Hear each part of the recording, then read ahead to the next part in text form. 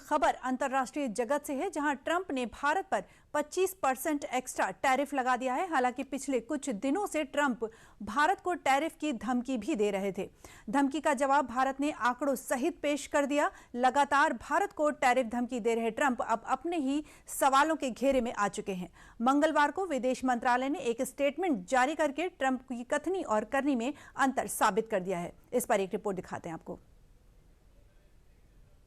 India says that the US imports Russian uranium, chemicals, fertilizers while criticizing their energy imports. Your response to that, sir? I don't know anything about it. I'd have to check, but we'll get back to you on that. Yeah, please. सियासत से लेकर व्यापार तक, वैश्विक कूटनीति से लेकर देश की अर्थव्यवस्था तक, डोनाल्ड ट्रंप के इस बयान के मायने क्या हैं, ये खुद डोनाल्ड ट्रंप को भी नहीं पता है। राजनीति में मतभेद होना ये स्वाभाविक माना जाता है, लेकिन जब वही राजनीति किसी देश के राष्ट्र नीति पर सवाल खड़े करने लगे तो उस देश का स्टैंड लेना मजबूरी बन जाता है। दरअसल भारत के खिलाफ ट्रंप के टैरिफ एक्शन पर मंगलवार को भारत ने करारा जवाब दिया था, लेकिन जब उसी जवाब को अमेरिकी पत्रकारों ने ट्रंप से दोहराया तो सवालों की धार ने ट्रंप की आवाज को गायब कर दिया। India says that the US imports Russian uranium, chemicals, fertilizers while criticizing their energy imports. Your response to that, sir? I don't know anything about it. I'd have to check, but we'll get back to you on that. Yeah, please. जो Trump make America great again का नारा देते रहते, वो खुद अपने वैश्विक व्यापार के हालचाल से वाकिफ नहीं है। जो ट्रंप अमेरिका के व्यापार को विस्तार देने की बात करते हैं, वो खुद अमेरिका के व्यापार ट्रांजैक्शन के सवाल पर चुप्पी साधे रहे। अब आखिर ऐसा करना क्या ट्रंप की नीति का एक नया पॉइंट है? ये तो खुद ट्रंप को ही पता होगा, लेकिन ट्रंप के इस बयान से एक बात तो साफ झलक रही है कि ट्रंप अपनी ही दोहरी नीति के जाल में फंसते जा रहे हैं। मंगलवार को भारत के जवाब के बाद ट्रंप ने फिर भारत पर टैरिफ बढ़ाने की धमकी दी थी। अमेरिका के राष्ट्रपति डोनाल्ड ट्रंप ने मंगलवार को भारत पर फिर से टैरिफ बढ़ाने की धमकी दी थी। ट्रंप ने कहा कि वो अगले 24 घंटों में भारत पर अमेरिकी टैरिफ काफी हद तक बढ़ा देंगे, क्योंकि वे रूसी तेल खरीद रहे हैं। वे रूस की युद्ध मशीन को ईंधन दे रहे हैं और अगर वे ऐसा करते हैं तो मैं खुश नहीं रहूंगा। ट्रंप के इस धमकी भरी अंदाज को भारत का करारा जवाब मिल चुका है, लेकिन उसके बाद भी ट्रंप का स्टैंड बदलने का नाम नहीं ले रहा है। चाहे वो अमेरिका हो, यूरोप हो या फिर दुनिया का कोई भी देश हो, जब अपने देश के हित की बात आती है तो भारत किसी की परवाह नहीं करता। रूस से तेल खरीद को लेकर सोमवार को भी ट्रंप ने भारत पर टैरिफ बढ़ाने की धमकी दी थी, लेकिन ट्रंप की इस धमकी को बेबुनियाद बताते हुए विदेश मंत्रालय ने साफ कर दिया कि जो खुद रूस से व्यापार कर रहे हैं वो हमें नैतिकता का पाठ ना पढ़ाएं। ये वही ट्रंप हैं जो खुद रूस से फर्टिलाइजर, टाइटेनियम और एनर्जी से जुड़ी चीजें खरीदते हैं और भारत को उपदेश देते रहते हैं। ये वही ट्रंप हैं जो भारत के रिफाइंड तेल को खरीदते हैं और फिर पूछते हैं भारत रूस से क्यों खरीदता है। लेकिन अब इस व्यापारिक चाल में भारत ने साफ कर दिया है कि हमें कोई ये ना बताए कि हमें क्या खरीदना है और कहां से खरीदना है। अमेरिकी राष्ट्रपति ट्रंप ने सोमवार को भारत पर और ज्यादा टैरिफ लगाने की धमकी दी थी, जिसके बाद भारत ने पहली बार अमेरिका का नाम लेकर खुलकर जवाब दिया है। जवाब में भारत ने रूस से अमेरिका और यूरोपीय यूनियन (EU) को होने वाले निर्यात का आंकड़ा जारी करके जवाब दिया है।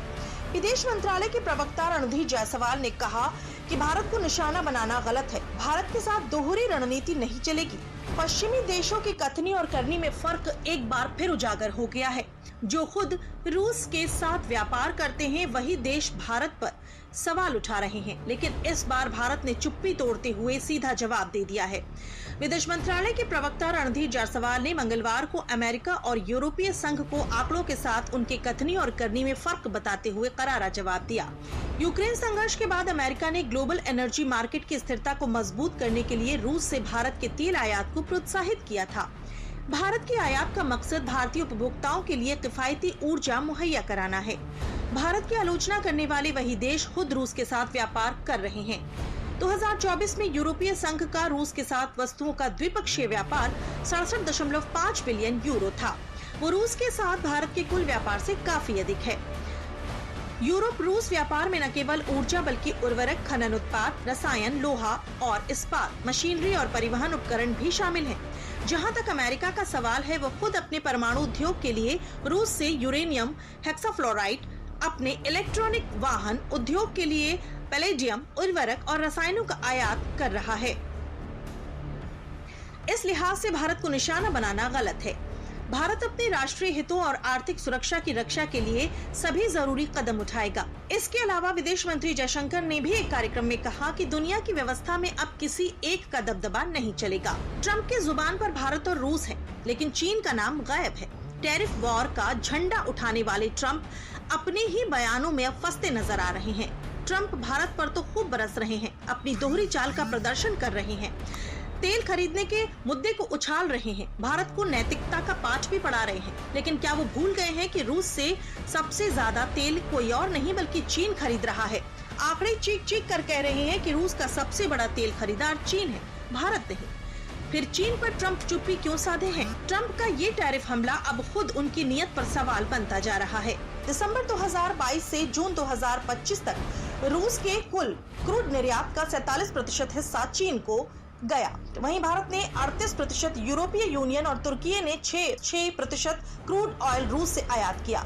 टैरिफ की धमकी देने वाले अमेरिका ने रूस से 2024 में $3 अरब का सामान आयात किया था, जबकि इस साल की शुरुआती 5 महीनों में ही अमेरिका रूस से $2.09 अरब का आयात कर चुका है। ये पिछले साल इसी अवधि से 24% ज्यादा है। इस साल ये आंकड़ा $4 अरब पहुंच सकता है। असल में ट्रंप के इस टैरिफ वार में सबसे खास बात यह है कि जो अमेरिका रूस से व्यापार में खिलाफत कर रहा है, वो खुद रूस का तेल यूज करता है। ऐसा इसलिए रूस से सस्ते दामों पर कच्चा तेल खरीदकर भारत उसे रिफाइन करता है और फिर वही तेल कई बार अमेरिका जैसे देशों को भी जाता है। यानी जिसे अमेरिका समस्या बता रहा है, वो असल में वैश्विक बाजार की हकीकत है, फिर भी अपने दोहरे नीति का प्रदर्शन कर रहा है। इंडिया ने हमेशा जो हमारे लॉन्ग टर्म ट्रेडिंग पार्टनर है रशिया, उनके साथ जो ऑयल जो एग्रीमेंट जो है उस हिसाब से इंडिया कर रहा है। और इंडिया सिर्फ रशिया से नहीं बल्कि और भी देशों से ऑयल ले रहा है। तो हमारा इसमें बड़ा साफ है कि जो बिकॉज इंडिया आज एक स्टेबलाइजिंग फोर्स है अगर आप दुनिया में देखें, और we believe in rule based world economic order. तो उस हिसाब से जो भी इंडिया ने स्टांस लिया है, और ये बहुत ही क्लैरिटी है हमारे स्टांस में। रूस का अमेरिका पर आरोप है कि वो दुनिया में अपना दबदबा बनाए रखने के लिए विकासशील देशों के खिलाफ नव उपनिवेशवाद नीति अपना रहा है। नव उपनिवेशवाद नीति में ताकतवर देश कमजोर देश पर सीधे कब्जा नहीं करते, बल्कि उन पर आर्थिक, राजनीतिक या फिर सैन्य दबाव डालकर उससे अपने मुताबिक काम निकलवाते हैं। रूस का कहना है कि अमेरिका जानबूझकर ऐसे देशों पर आर्थिक दबाव डाल रहा है जो अंतर्राष्ट्रीय मंच पर अमेरिका की राह पर नहीं चलना चाहते हैं। लेकिन ट्रंप की रणनीति किस बात की ओर इशारा कर रही है, ये आपको आगे बताते हैं। लेकिन पहले आप भारत के अन्य देशों के व्यापारिक साझेदारी को भी समझिए। साल 2023-24 में भारत के साथ व्यापार करने वाले अगर 5 देशों की बात करें तो सबसे ऊपर नाम है चीन का, जिसके साथ कुल लगभग $118 अरब का ट्रेड होता है, जिसमें भारत का एक्सपोर्ट $16 अरब, इंपोर्ट $101 अरब और घाटा $85 अरब का रहा है। वहीं अमेरिका के साथ $118 अरब एक्सपोर्ट, $77 अरब और भारत के लिए फायदा $36 अरब का रहा। यूएई के साथ कुल $83 अरब का ट्रेड, जिसमें $35 अरब एक्सपोर्ट, $48 अरब इंपोर्ट और $12 अरब घाटा रहा है। और रूस के साथ कुल $65 अरब का ट्रेड है, जहां $4 अरब एक्सपोर्ट, $61 अरब इंपोर्ट और $57 अरब का व्यापार घाटा रहा है। रूस से तेल खरीद को लेकर भारत पर जो दबाव बनाया जा रहा है, वो सिर्फ ऊर्जा का मामला नहीं बल्कि भू राजनीतिक शक्ति संतुलन का भी हिस्सा है।